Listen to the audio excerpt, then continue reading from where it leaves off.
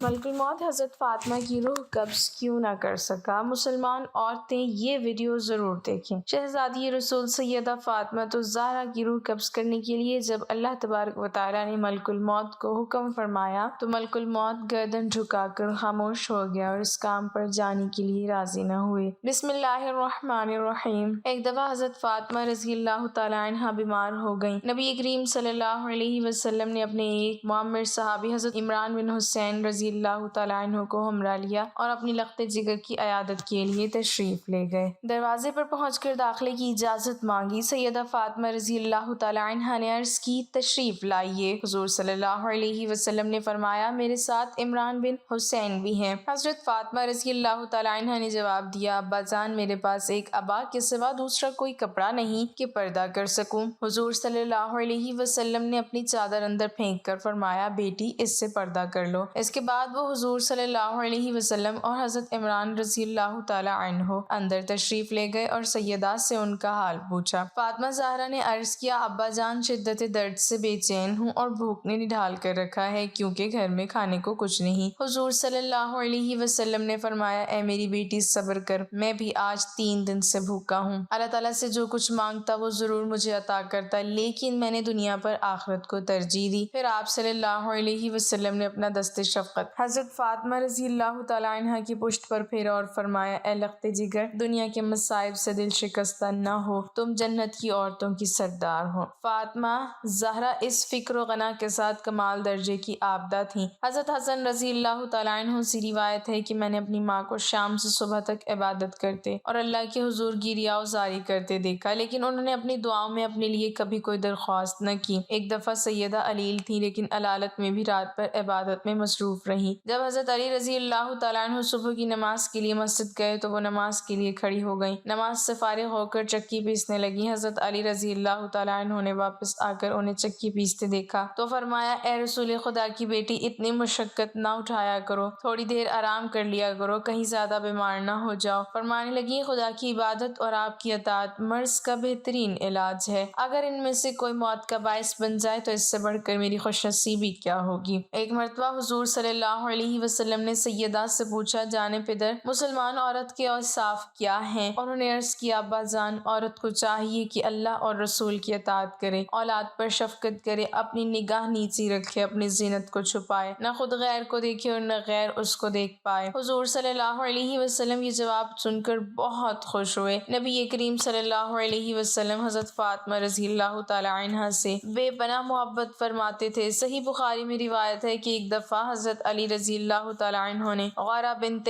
ابی جہل سے نکاح کا ارادہ کیا۔ سید النساء سخت ارزردہ ہوئیں۔ جب رسول کریم صلی اللہ علیہ وسلم ان کے پاس آئے تو سیدہ نے عرض کیا، یا رسول اللہ، علی مجھ پر سوتن لانا چاہتے ہیں۔ حضور صلی اللہ علیہ وسلم کے دل پر سخت چوٹ لگی۔ ادھر غارہ کے سرپرست بھی حضور صلی اللہ علیہ وسلم سے اس نکاح کی اجازت لینے آئے۔ نبی کریم صلی اللہ علیہ وسلم مسجد میں تشریف لائے اور ممبر پر چڑھ کر فرمایا، آل ہشام علی سے اپنی لڑکی کا عقد کرنے کے لیے مجھ سے اجازت چاہتے ہیں، لیکن میں اجازت نہ دوں گا، البتہ علی میری لڑکی کو طلاق دے کر دوسری لڑکی سے شادی کر سکتے ہیں۔ فاطمہ میرے جسم کا ٹکڑا ہے، جس نے اس کو اذیت دی اس نے مجھے اذیت دی، جس نے اس کو دکھ پہنچایا اس نے مجھے دکھ پہنچایا۔ میں حرام کو حلال اور حلال کو حرام نہیں کرنا چاہتا، لیکن اللہ کی قسم، اللہ کے رسول کی بیٹی اور دشمن خدا کی بیٹی دونوں ایک جگہ جمع نہیں ہو سکتی۔ اس کا یہ اثر ہوا کہ حضرت علی رضی اللہ تعالیٰ عنہ نے ارادہ نکاح فوراً ترک کر دیا اور سیدہ فاطمہ رضی اللہ تعالیٰ عنہ کی زندگی تک پھر دوسرے نکاح کا خیال تک دل میں نہ لائے۔ حضور صلی اللہ علیہ وسلم کو جیسی محبت اپنی بیٹی سے تھی، ویسے ہی اپنے داماد اور نواسوں سے بھی بے حد پیار تھا۔ ان سے فرمایا کرتے، جن لوگوں سے تم ناراض ہوں گے میں بھی ان سے ناخوش ہوں گا، جن سے تمہاری لڑائی ہے ان سے میری بھی لڑائی ہے، جن سے تمہاری صلح ہے ان سے میری بھی صلح ہے۔ حضرت علی رضی اللہ تعالیٰ عنہ سے فرمایا کرتے، اے علی، تم دنیا میں اور آخرت میں میرے بھائی ہو۔ فاطمہ الزہرا کے فرزندوں سیدنا حسن اور سیدنا حسین رضی اللہ تعالیٰ عنہم کو حضور صلی اللہ علیہ وسلم بھی اپنے جگر کے ٹکڑے سمجھتے تھے، نہایت محبت سے ان کو بوسہ دیتے اور اپنے کندھوں پر اٹھائے پھرتے تھے۔ حضرت علی رضی اللہ تعالیٰ عنہ سے روایت ہے کہ وہ رسول اللہ صلی اللہ علیہ وسلم کے پاس حاضر تھے۔ رسول اللہ صلی اللہ علیہ وسلم نے دریافت فرمایا، فرمایا عورت کے لیے کون سی بات سب سے بہتر ہے؟ اس پر صحابہ رضوان اللہ علیہم اجمعین خاموش ہو گئے اور کسی نے جواب نہیں دیا۔ حضرت علی کہتے ہیں کہ میں نے واپس آ کر حضرت فاطمہ رضی اللہ تعالیٰ عنہ سے دریافت کیا کہ عورتوں کے لیے سب سے بہتر کیا ہے؟ حضرت فاطمہ رضی اللہ تعالیٰ عنہ نے فرمایا نہ وہ مردوں کو دیکھیں اور نہ مرد ان کو دیکھیں۔ تو میں نے جواب رسول اللہ صلی اللہ علیہ وسلم سے ذکر کیا تو آپ صلی اللہ علیہ وسلم نے فرمایا حضرت فاطمہ رضی اللہ تعالیٰ عنہ نے ایک دفعہ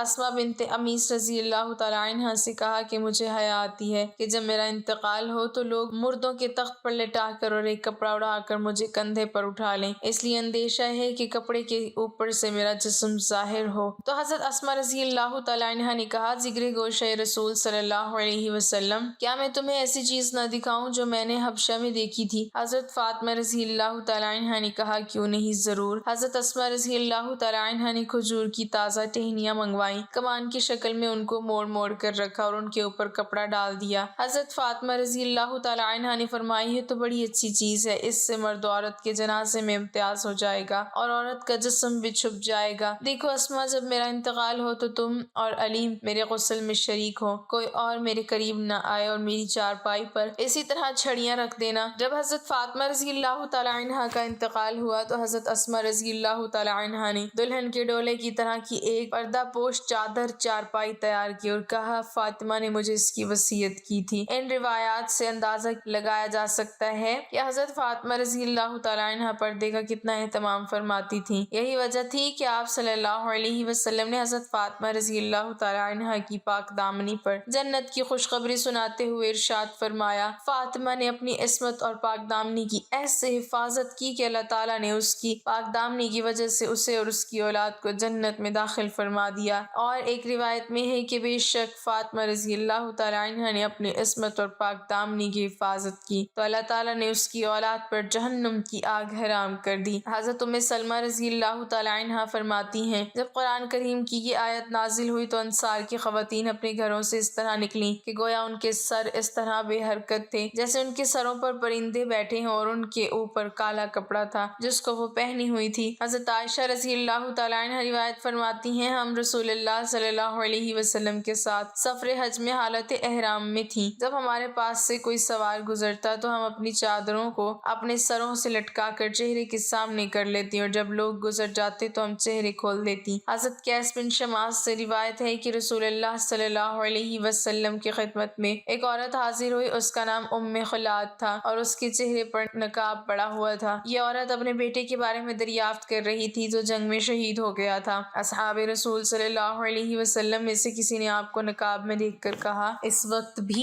آپ نے نقاب ڈال رکھا ہے؟ آپ نے جواباً فرمایا میں نے بیٹا ضرور کھویا ہے، حیا نہیں کھوئی۔ حضور کو ایک دن کسی نے خبر دی آ کر حضرت علی کے بارے میں ابو جہل کی بیٹی مسلمان ہو گئی تھی اور مدینہ منورہ ہجرت کر کے آ گئی تھی۔ مسلمان نوجوان لڑکی تھی۔ خبر مشہور ہوئی کہ حضرت علی اس سے نکاح کرنا چاہتے ہیں۔ حضرت فاطمہ تک بات پہنچی تو پریشان ہوئی۔ فطری بات ہے، عورت پریشان ہوتی ہے۔ اور پھر ابو جہل کی بیٹی، ان دونوں نے وہ دور اکٹھے دیکھا تھا، 12-13 سال کا اذیت کا دور، وہ جو اجری حضور صلی اللہ علیہ وسلم پر ڈالی گئی تھی۔ حضرت فاطمہ نے آ کر ہٹائی تھی تو خیال ہوا کہ میرا گزارا نہیں ہوگا ابو جہل کی بیٹی کے ساتھ، پچھلی باتیں یاد آئیں گی خام خواہ آپس میں، تو جا کر حضور صلی اللہ علیہ وسلم سے فرمایا یہ پتہ چلا ہے کہ آپ کا امزاد ابو جہل کی بیٹی آئی ہے، اس سے شادی کرنا چاہتا ہے، تو آپ کوئی بیٹیوں کا خیال بھی کیا کرتے ہیں کہ نہیں؟ بیٹی باپ سے کہہ رہی ہے تو حضور نے جا کر فرمایا کہ نہیں بھائی، نبی کی بیٹی اور ابو جہل کی بیٹی ایک گھر میں نہیں آئیں گی۔ بخاری شریف کی روایت ہے حضور صلی اللہ علیہ وسلم بیمار ہیں، بیٹی پتہ لینے آئی ہے، اس وقت تک باقی تینوں فوت ہو چکی تھیں۔ حضور صلی اللہ علیہ وسلم کی وفات کے وقت ایک ہی بیٹی زندہ تھی، وہ بھی 6 مہینے رہی۔ بعد میں حضرت فاطمہ بیٹی ابا جی کا حال پوچھنے آئی ہے۔ حضور صلی اللہ علیہ وسلم اٹھ کر بیٹھ گئے، سر پر ہاتھ پھیرا، بٹھایا پاس جیسے باپ بیٹیوں کو بٹھاتے ہیں۔ بیٹھے بیٹھے حضرت عائشہ کہتی ہیں کہ حضور صلی اللہ علیہ وسلم نے حضرت فاطمہ کے کان میں کوئی بات کہی تو فاطمہ رونے لگ گئی۔ تھوڑی دیر کے بعد پھر حضور صلی اللہ علیہ وسلم نے قریب کر کے کان میں بات کہی تو خوش ہو گئی۔ جب وہاں سے فارغ ہوئی تو میں نے الگ بلا کر پوچھا بیٹا حضور صلی اللہ علیہ وسلم کیا کہہ رہی ہیں؟ انہوں نے کہا اماں جی، ابا جی نے کان میں کہا تھا جو بات کان میں کی جائے وہ کیا ہوتی ہے؟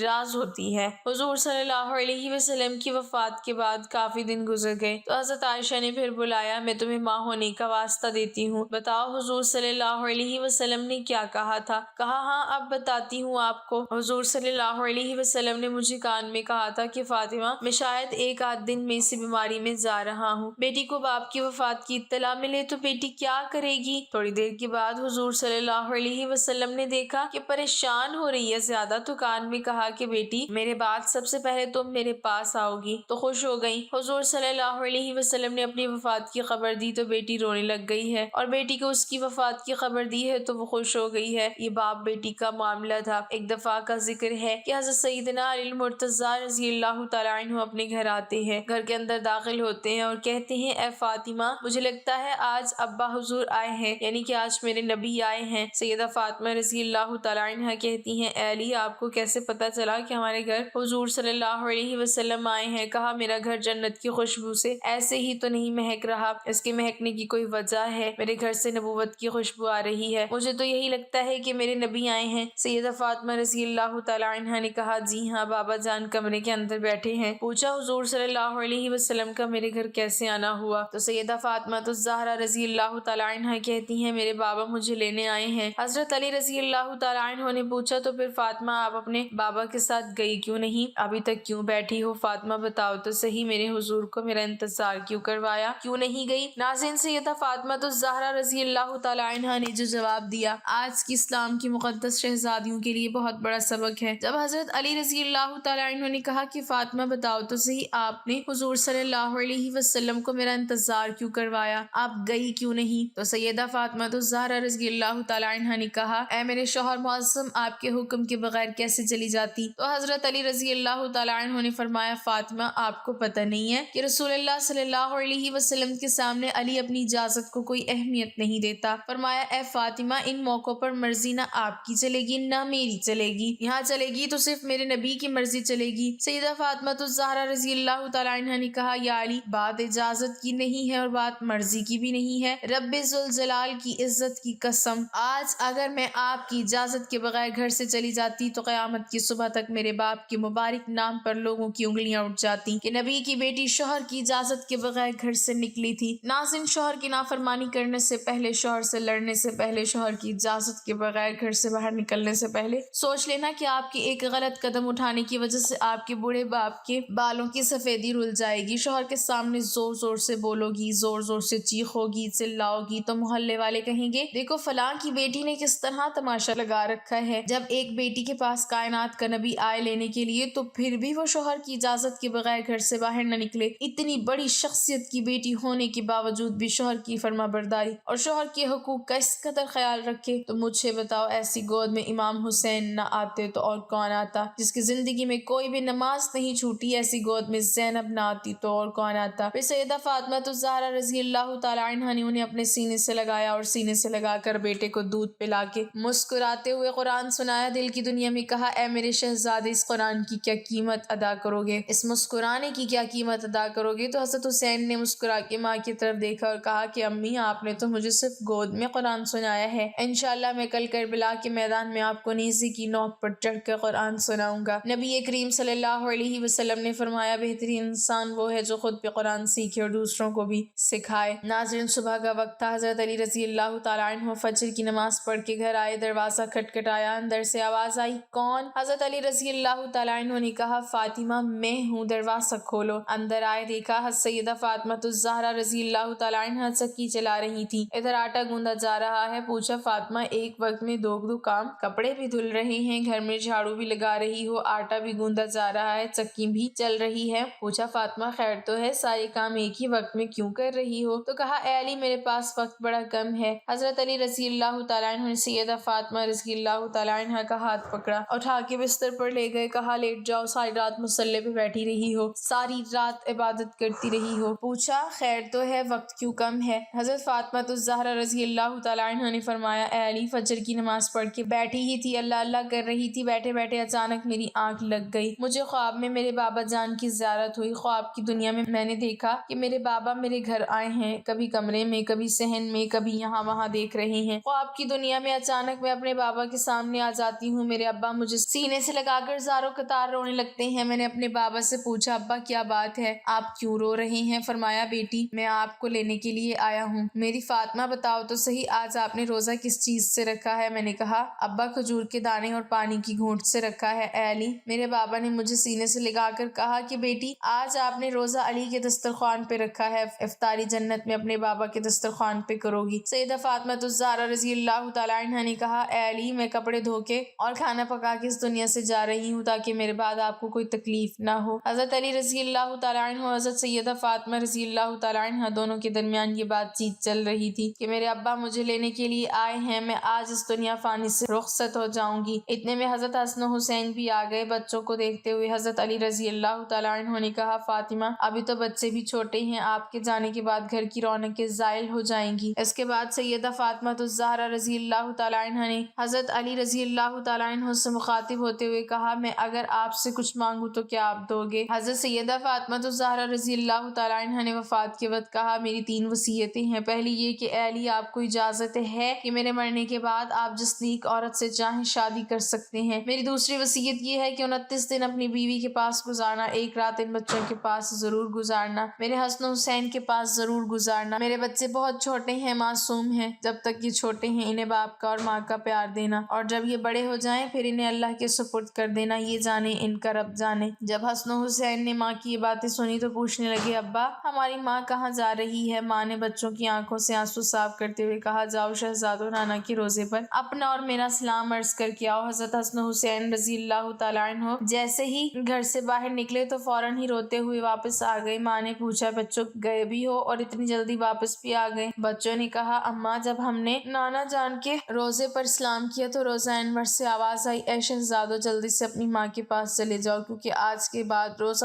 تمہیں مل جائے گا لیکن ماں کا چہرہ کبھی نظر نہیں آئے گا۔ جلدی سے جاؤ ماں کو دیکھ لو، ماں کی زیارت کر لو کیونکہ آج وہ اس دنیا سے رخصت ہو رہی ہیں۔ پھر حضرت فاطمہ رضی اللہ تعالیٰ عنہ نے حضرت علی رضی اللہ تعالیٰ عنہ کو تیسری نصیحت بیان کی، روتے ہوئے کہا یا علی اللہ رسول کی رضا کے لیے میری خدمت میں کوئی کمی رہ گئی ہو تو مجھے معاف کر دینا۔ حضرت علی رضی اللہ تعالیٰ عنہ نے جب حضرت فاطمہ رضی اللہ تعالیٰ عنہ کی یہ بات سنی تو زاروں کتار رونے لگیں، رو کر کہنے لگی فاطمہ یہی بات میں نے آپ سے کرنی تھی کہ قیامت کے دن جب آپ اپنے بابا کے ساتھ حوض کوثر پر کھڑی ہوں تو مجھے آتا دیکھ کر اپنے بابا کو یہ نہ کہنا کہ یہ وہی آ رہا ہے جس کے گھر میں جانے کے بعد ایک مرتبہ بھی میں نے پیٹ بھر کر کھانا نہیں کھایا، جو مجھے اچھی طرح کھلا نہ سکا، نہ پلا سکا، نہ پہنا سکا۔ ناظرین یہ وہ گھرانے ہیں جن کا چرچا آسمان کے ملائکہ کرتے ہیں، جن کا ذکر سن کے آسمان کے ملائکہ رونے لگ جاتے ہیں۔ اللہ پاک ہمیں دین کی مکمل سمجھ نصیب فرمائے، ہمیں حضور صلی اللہ علیہ وسلم کے نقش قدم پر چلنے کی توفیق عطا فرمائے اور ہمارا خاتمہ ایمان پر فرمائے آمین۔ ناظرین کمنٹ باکس میں اللہ تعالیٰ کے 99 ناموں میں سے ایک نام ضرور ٹائپ کریں۔